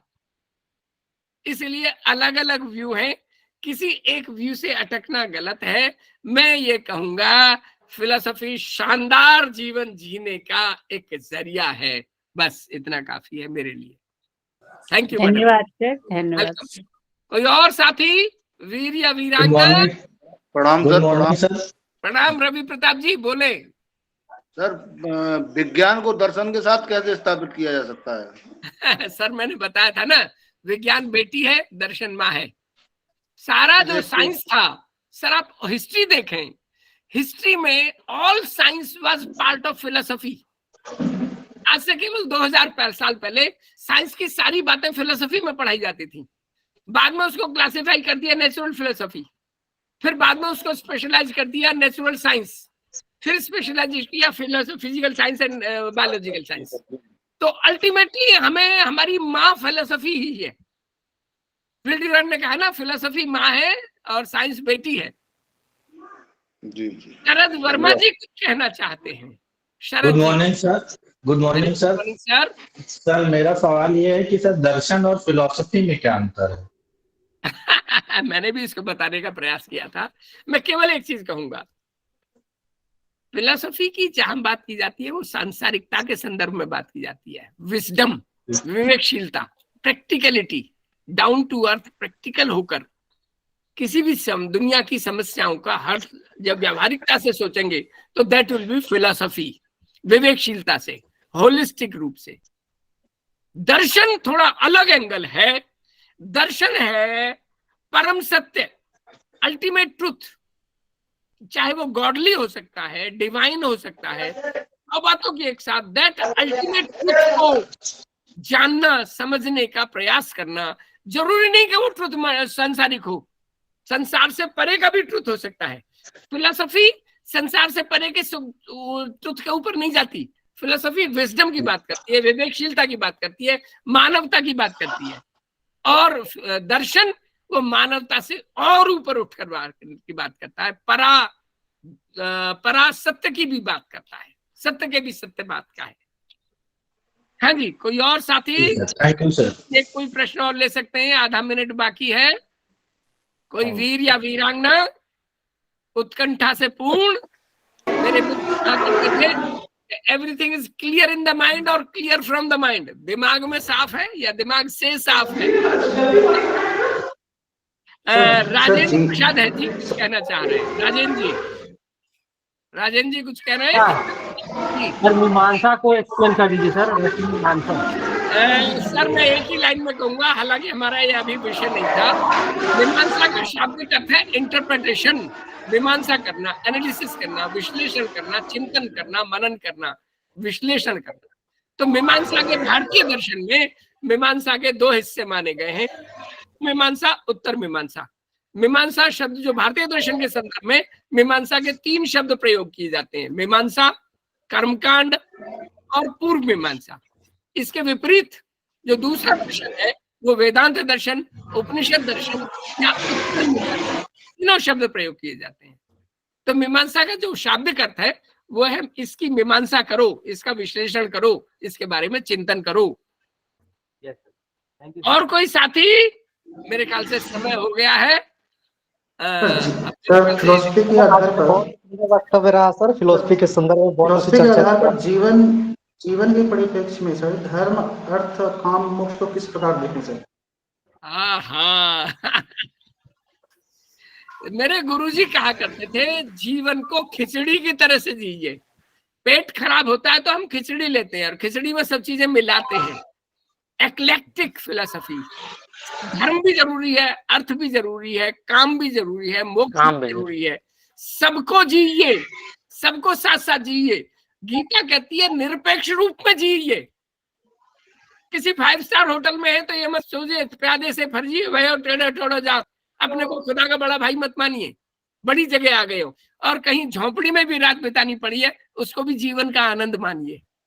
झोपड़ी में भी जीवन का आनंद रहना और 5 स्टार होटल में भी अभिमान ना करना, यही एक व्यावहारिक दर्शन है, यही एक व्यावहारिक सोच है।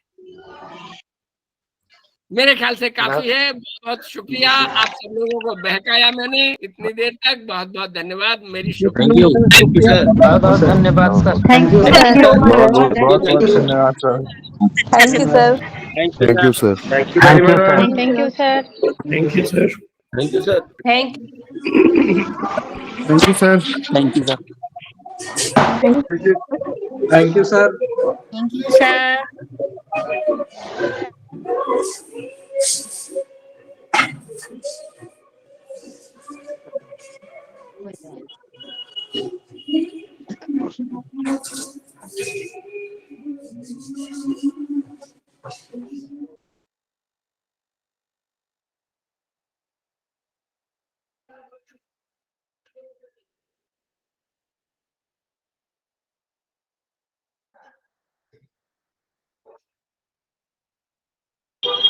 you sir.